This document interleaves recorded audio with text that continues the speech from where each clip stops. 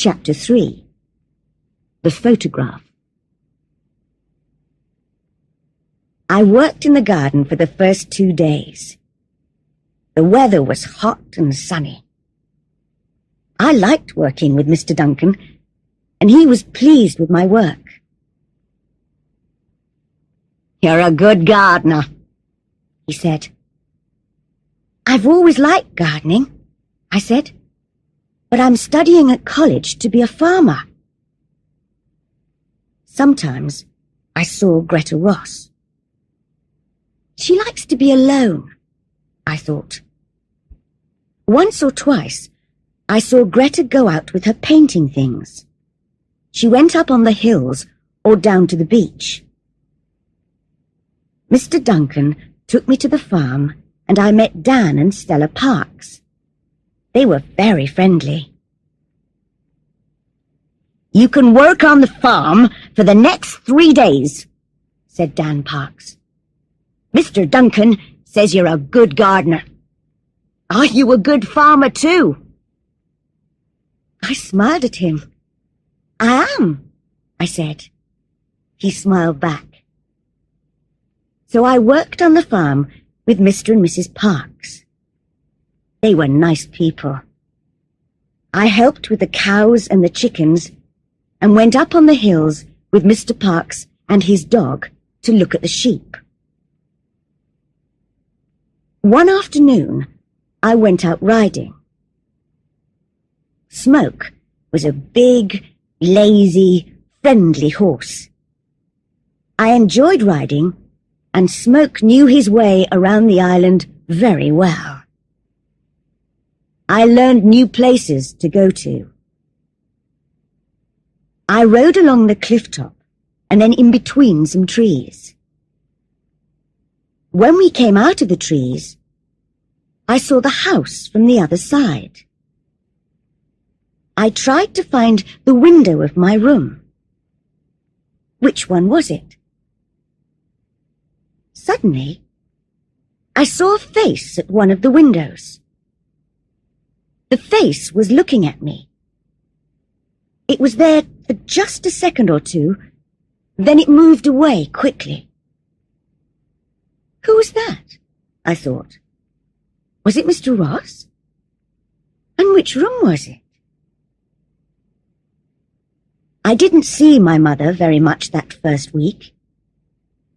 She worked all day and in the evenings.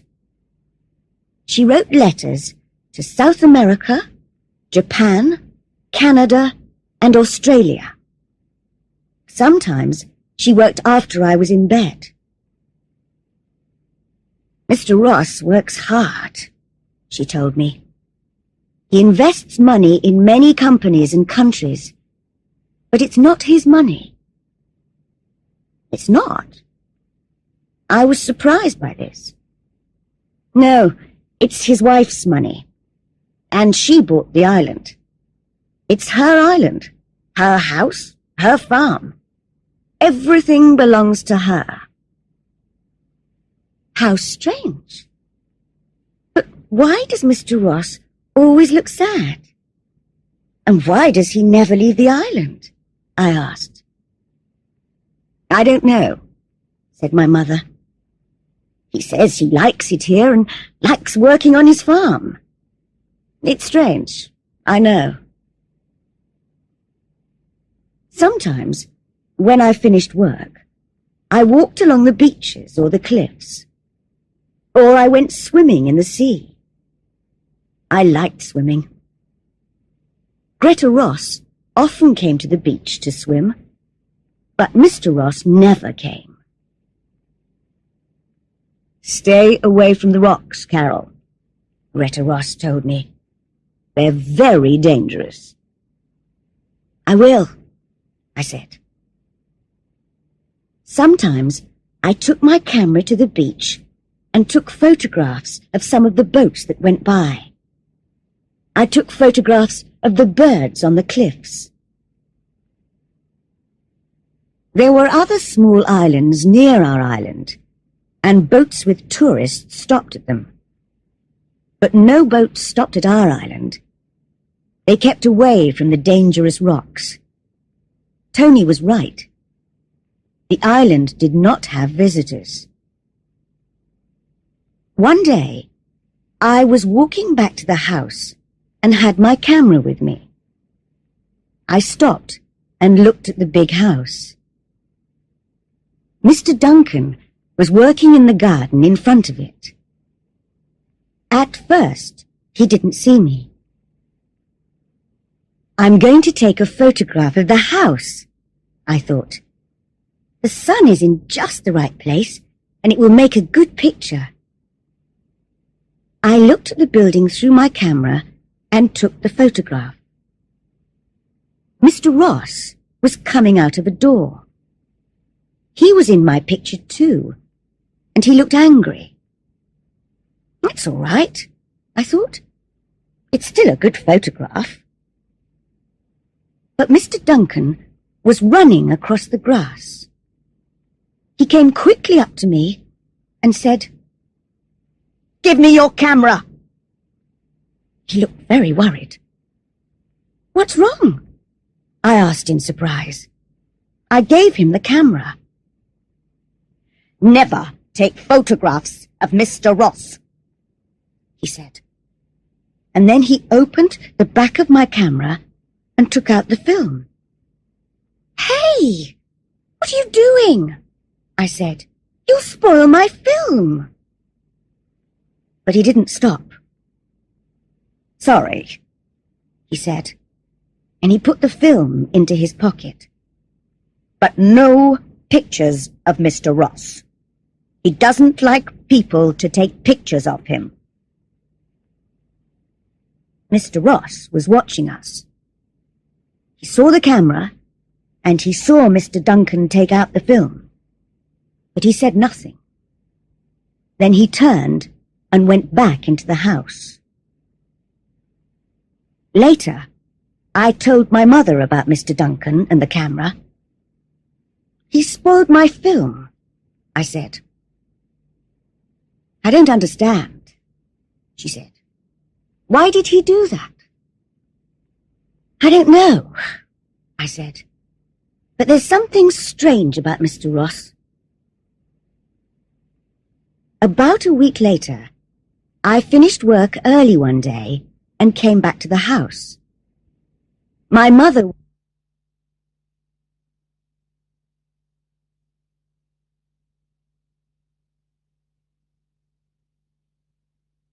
stairs. I went to my room and began reading a book. I was sitting beside the window. After half an hour, I got tired of reading. I looked out at the rain and the grey sea and the rocks between the trees.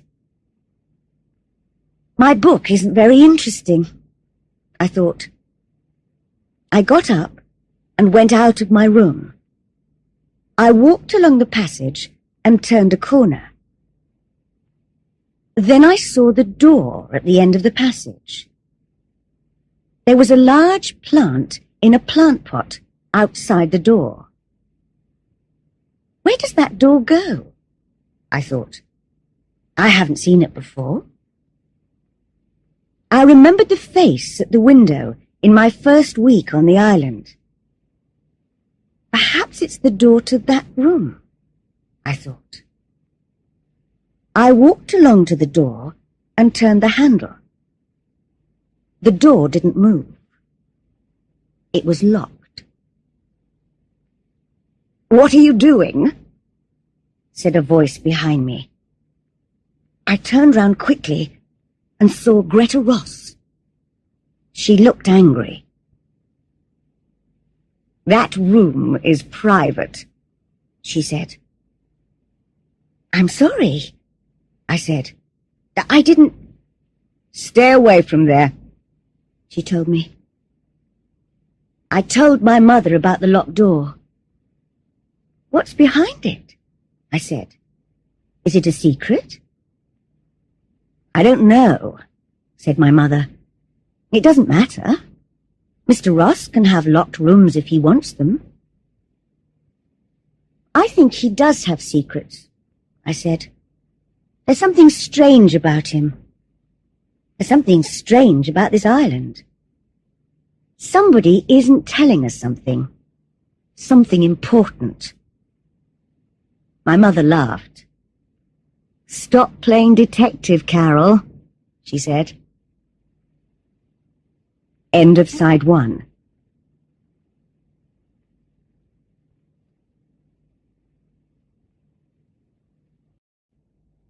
Side 2. Chapter 4. The Locked Room. 2 days later, there was a storm in the middle of the night. I was hot and I couldn't sleep. I got out of bed, went across to the window, and looked out at the night. Black clouds hurried across the sky, and the trees moved wildly in the wind. The rain made a loud noise on the window. I opened my window and put my head out into the wind and the rain. I looked at the other windows in the house. Most of them were dark, but one window had a light in it. Somebody isn't sleeping, I thought. Which room is that? There were 6 windows between my window and the room with the light. And there are 6 doors between my room and the locked door, I thought. That light is in the locked room. Somebody's in there. I put on my dressing gown and went out of my room. The house was dark, and at first I couldn't see very well. I walked along the passage and turned the corner. There it was, the locked room, and there was a light under the door. I went nearer and heard noises. Somebody's moving about in the locked room, I thought. Who is it? Then the light went off and the door opened. I was afraid to move. Somebody came out of the room and into the dark passage. Lightning suddenly lit up the house, and I saw who it was. It's Mr. Ross, I thought. What was he doing in that room in the middle of the night? I didn't move, and he didn't see me. He locked the door of the room carefully. He didn't put the key in his pocket, but hid it in the plant pot next to the door. He's coming along here, I thought. I must get back to my room. And I ran back along the passage.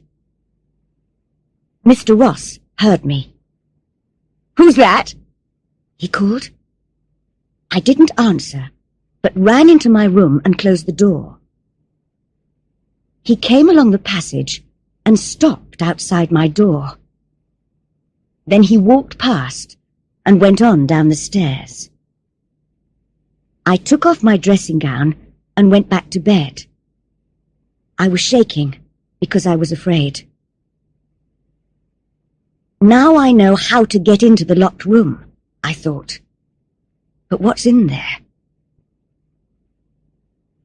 There was no storm in the morning, but it was still raining. I got up early and worked on the farm. There were eggs from the chickens, and I put them in boxes. I helped to milk the cows and then took them out to the field. Later, I went back into the house for breakfast. "Did you sleep all right last night?" asked Mrs. Duncan. "Or did the storm wake you up?" "I slept all right," I said.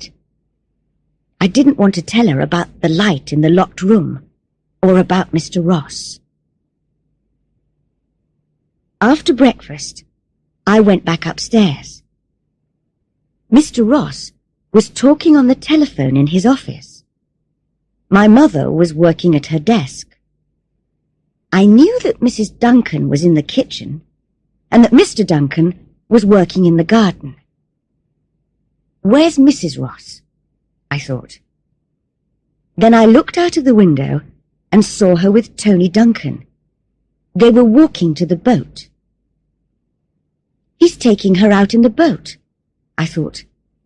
Perhaps she's going to Edinburgh. The boat moved away from the island, and I waited until it was out at sea. Then I opened the door of my room. There was nobody in the passage, and I ran along to the locked room. The key was still in the plant pot, and I took it out. My hand was shaking. Then I unlocked the door.